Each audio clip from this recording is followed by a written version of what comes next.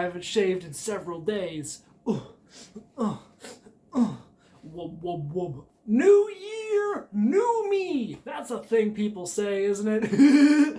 2022 over. 2023, let's get this bitch. Yeah. Okay, so I don't know what that intro was, to be honest. I just got back from my Christmas vacation, and now it is the glorious year of our Lord 2023. 2022 is over, and I've just basically realized that I can redo my drum synthesis tutorial, but not only that, there are so many things about 3X oscillator that are just not known to the general public. And that's what I'm going to go over today. And the way I'm going to do that is I'm going to go through a little 4-bar dubstep loop that I made and explain how I made it and what features in FL Studio it is and what features in 3X oscillator itself and what effects I used on it in post to make it as cool as it is now. All of the sounds, including all of the drums, were synthesized in 3X oscillator, the dubstep basses, the sub bass, everything. There are effects on it, but everything is done in 3X oscillator, and all the effects are stock FL Studio effects plugins. So I'm just going to open this up here, whoop, and this is the little loop that I've made.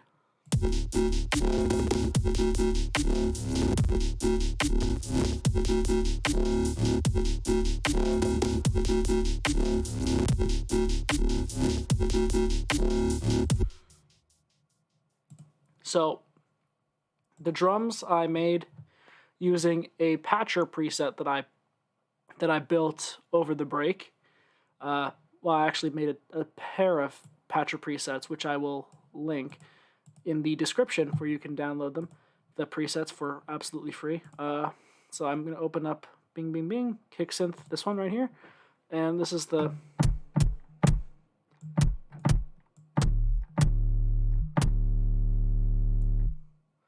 It can be used to either make a kick drum or an 808. There's a high pass filter.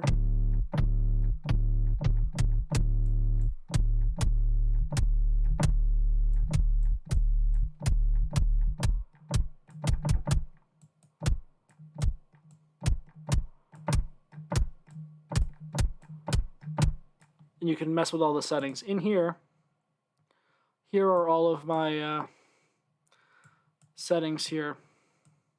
It's all disorganized because it doesn't look exactly the way I want it to. So basically there's 3 3X oscillators here, all of which are going through a variety of things. The transient, there's a down sweep, there's just the bass pulsy sound, and there's the transient, which is white noise. So these are the settings here. This one, the down sweep, has a pitch envelope that is just happening. You can't change that with any of the knobs. The white noise is just basic default white noise. All the other oscillators are just turned off. And the pulse is just a basic sine wave with this envelope shape that comes in slightly after the transient. So the pulse goes through distortion and then to a soft clipper and then to the high pass, which isn't a full high pass. It's sort of like a dry wet sort of thing. Then I've got a low pass on the down sweep because I just wanted to be safe, basically. I wanted to keep, because it sweeps down from a higher pitch, I wanted to make it so it sort of grew without having to worry about actually automating volume. And the reverb, this is just a reverb that goes on just the transient, which gives it this, which is the resonance thing here.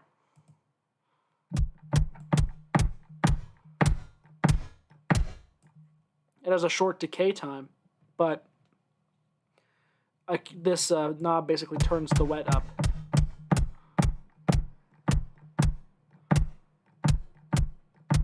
And the effect of that is you don't get a long tail, but you get a sort of metallic sound.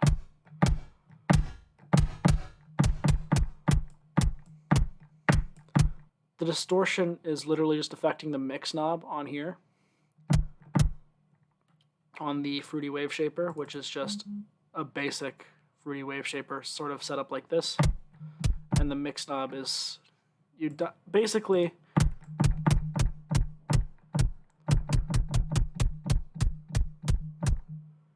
it only affects the lower pulsy sound, so it's subtle. This length is affecting the envelope in this pulse 3x oscillator here. So the more I stretch this out,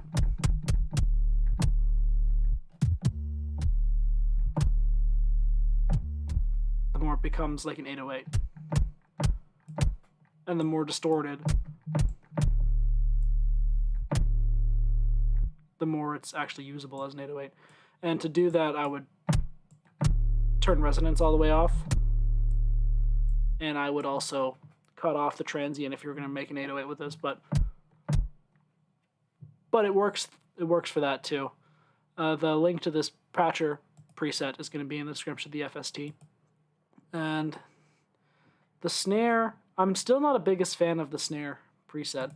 I'm working on snares. I'm not the greatest at them just yet. I'm not the greatest at doing snares yet.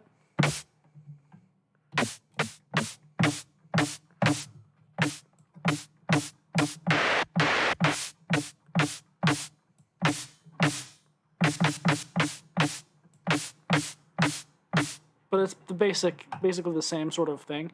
Resonance affects reverb. Pressure affects the length of the white noise.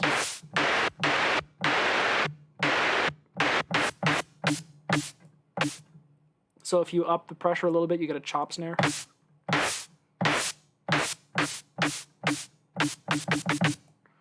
I'm still working on it, but that's what I have here. In the map, let's see if you can see everything.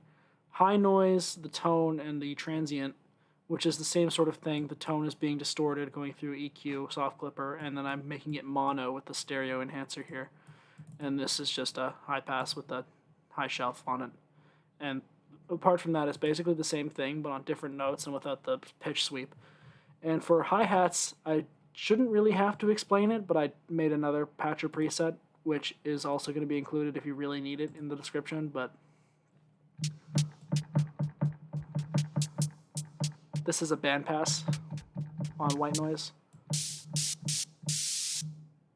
And this is just envelope length. It's simple. There's just reverb and EQ on noise. But I did it in patcher. So the basses are what I find cool. Let me just play the whole thing with all the automation.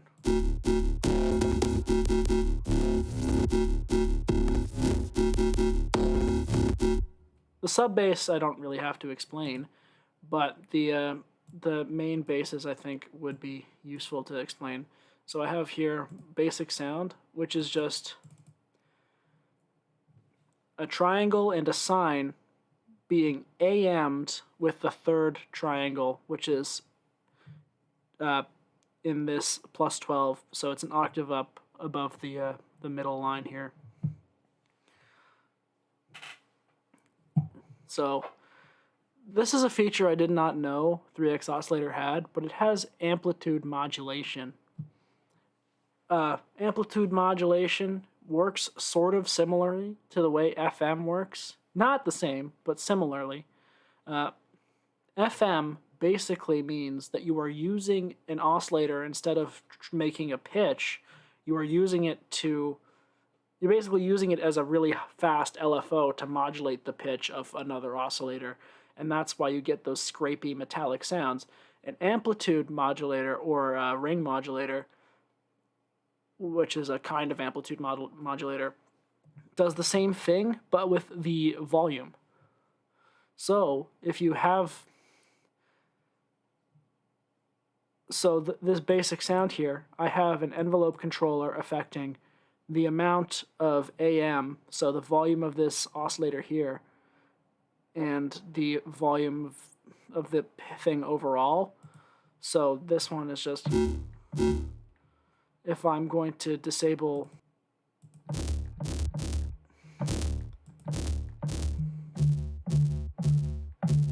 it's just a basic triangle and a sign, but I should activate it again and relink it. Then you get the wubby sort of FM sound, but not exactly the same.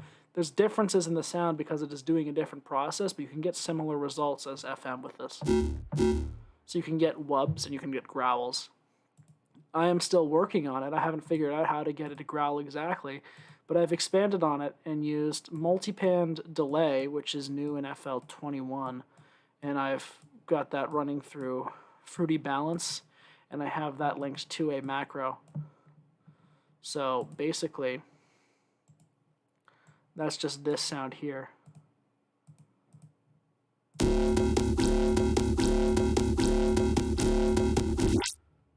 So if I turn off multiband delay,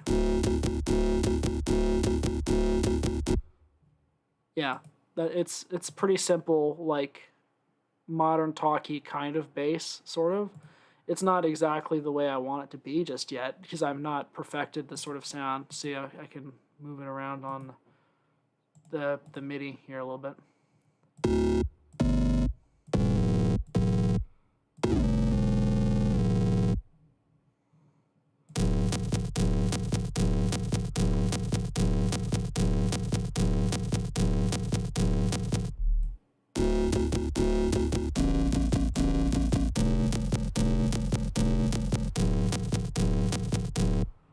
It's clicky, but that's only because I have a sharp curve here. Like, see, I've got a sharp curve here. You can make it work without doing that. And this is just it's just different. I just did different sort of shapes for the macro, because that is something that I've done with like Serum or Citrus, and that makes it a lot easier to shape everything all at once, basically, with the same automation.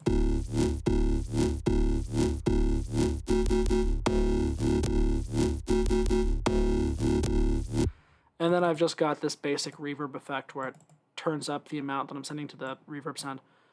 So it's just, so if you put it all together,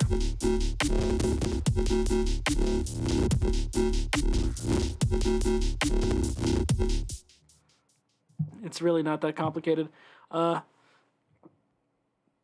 You can accomplish anything with anything. I think that is the lesson that you should take away from this. The multiband delay setting I have is, if you don't know what multiband delay is, it's a delay with multiple bands dividing up the pitches, and I just have it. I put it down. I just took bank 1 and put everything to minimum delay. I haven't touched the feedback. I just hit this keep pitch button, so it's all on the same pitch, and then I left the rest of it the way it is. And I'm using this morph knob to switch between it.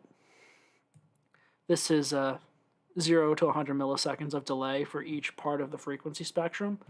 So I'm just morphing between it, so it gives us like this liquid pulsy feel. That's how you get that main sound. So if I turn it back on,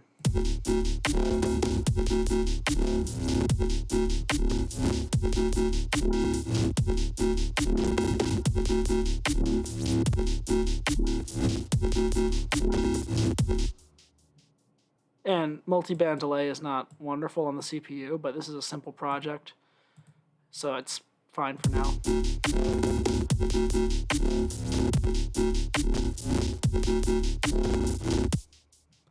But that's basically it. That's all of the things I wanted to show. Thanks for watching this video, and catch you in the next one. The next video is going to be on the frequency shifter and ring modulator that is built into FL Studio. So, yeah. Bye-bye.